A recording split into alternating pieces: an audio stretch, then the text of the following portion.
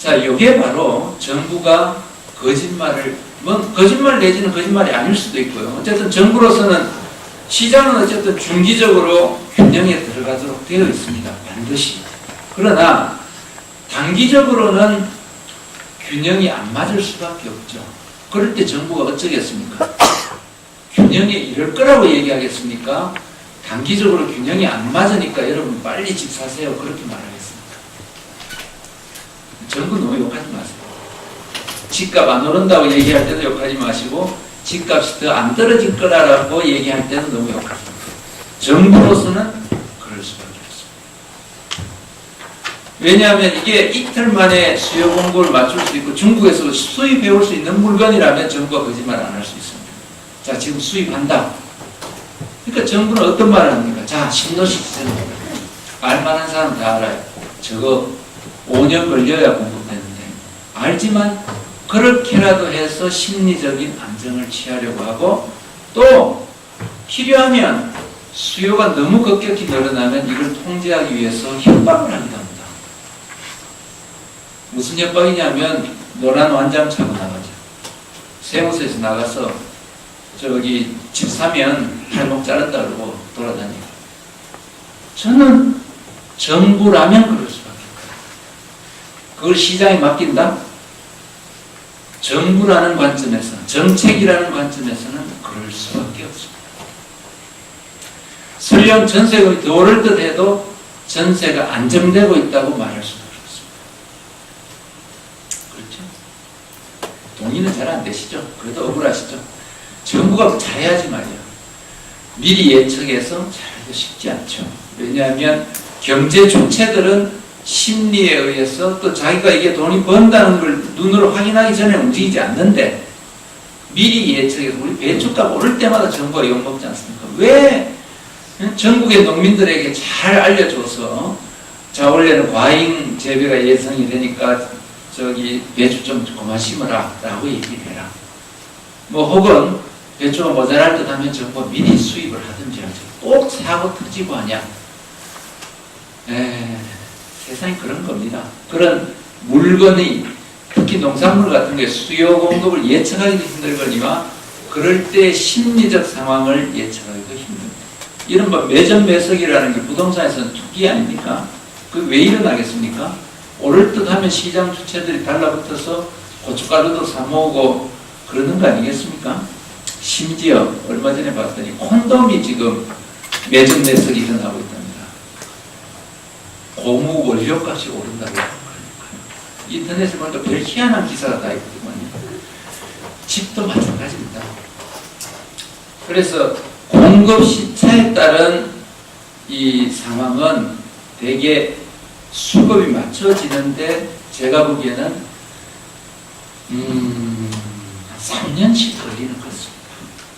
오를 때는 3년씩 제어하기가 어렵고요.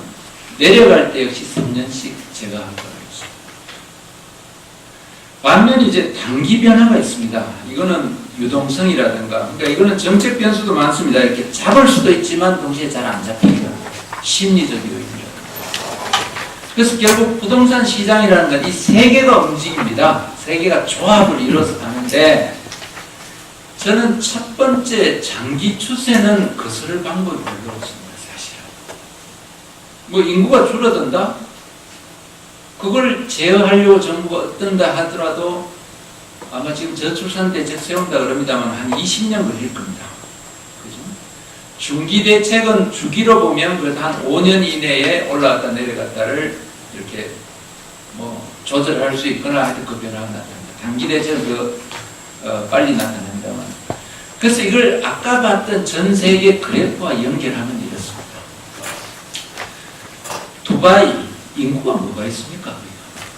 관광객 보고 한 거거든요. 상주 인구라는 것은 원래 저기 낙타 타고 다니던 유목민들하고 외국에서 오신 분들, 방글라데시나 이런 데서 일하러 온 분들, 혹은 좋은 직장에 그야말로 관광객처럼 오신 분들인데, 즉 원래 인구라는 측면에서는 올라가고 자시고 할 게 없는 것이 있습니다. 그죠? 그래서 결국은 다른 요인을 가지고 이제 시장이 살아났다가 신기루처럼 꺼진 경우고요. 미국이나 유럽 국가들은 인구 구조로 보면 사실은 이 정점을 이미 지났습니다. 산업이 대단히 토지를 필요로 하는 이런 산업이 아니고 이미 상당히 고차 산업으로 들어가 있는 상태입니다. 그래서 그런 데는 장기 추세로는 원래는 부동산 시장이 안정되어 있어야 하는데 중기나 특히 단기 추세, 과잉 유동성이 만들어낸 장세였기 때문에 유동성 국면이 꺼지니까 시장이 꺼질 수밖에 없습니다. 그러나 중국은 기본적으로 인구나 산업 자체가 시장을 밀어올리는 구조에 있기 때문에 웬만큼 다른 요인들이 뭐 등락이 있긴 하더라도 상당 기간은 올라갈 수밖에 없는 거죠. 저는 비슷한 해석으로 한국의 부동산 시장을 보면 한국이 이 그래프들 중에 어떤 요인이 제일 크게 작용을 하느냐라는 게 결국 결정 변수 아니겠습니까? 제가 보기에는 결국 장기 흐름이 아직 정점을 지나지 않았다 하는 점이 중요한 것 같고요. 아직 적어도 수도권에서는. 그 다음에 중기적으로는 저는 상당히 내려가는 하강 압력이 있다. 왜냐하면 한 6년 호황기였지 않습니까? 그러면 한 5년 불황으로 들어갈 수밖에 없습니다. 그래서 저는 뭐 이거에 대해서 마치 한 2년 집값 안정됐으니까 또 오를 거다 바닥이다 라고 말씀하시는 분들에 대해서 그냥 저는 무슨 근거가 복잡한 근거가 있어서가 아니고 이런 그래프의 조합이라는 근거에서 볼 때 그렇게 빨리 회복되는 것은 불가능하다 저는 그렇습니다. 여러분 이걸 생각해 보시죠. 1988년부터 90년 말까지 한국의 부동산 가격이 당시로서는 사상 유례 없이 올랐습니다. 기억하시죠? 많이 올랐습니다.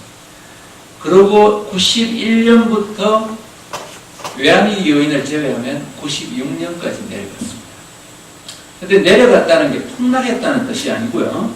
마이너스로 내려간 것은 한 해인가밖에 없었고 91년인가 그렇고 나머지는 대개 0.몇% 수준이었습니다. 근데 그때 물가가 연 한 4, 5% 됐으니까 실제로는 마이너스 한 3% 정도 있었다 이렇게 보시면 됩니다. 저는 짐작컨대 이런 추세가 앞으로 한 3년 정도 더 갈 수밖에 없지 않냐. 저는 한 5년 정도라고 보고 한 3년 정도 갈 거다 이렇게 봅니다.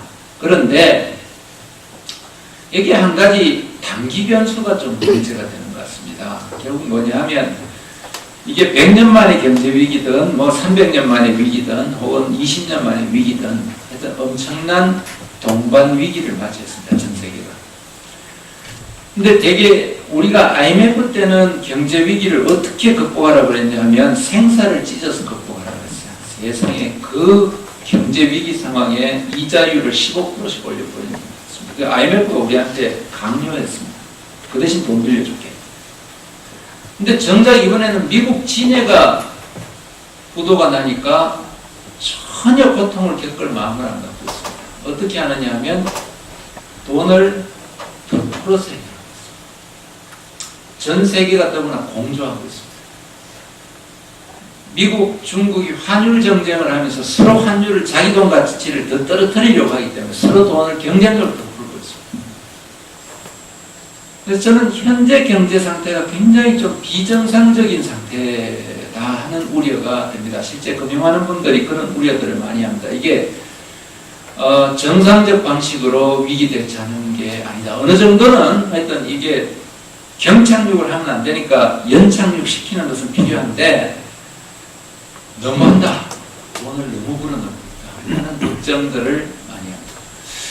이게 지금 미국의 주가를 거의 10,000 가까이 끌어올렸고 한국의 주가도 거의 고점에 거의 다가서고 있죠. 이런 지경으로 가고 있는 것 같습니다. 이 마이크 줄이 있는 마이크 없어서 제가 한 위치에 서 있으니까 이 눈이 시선이 고정이 돼서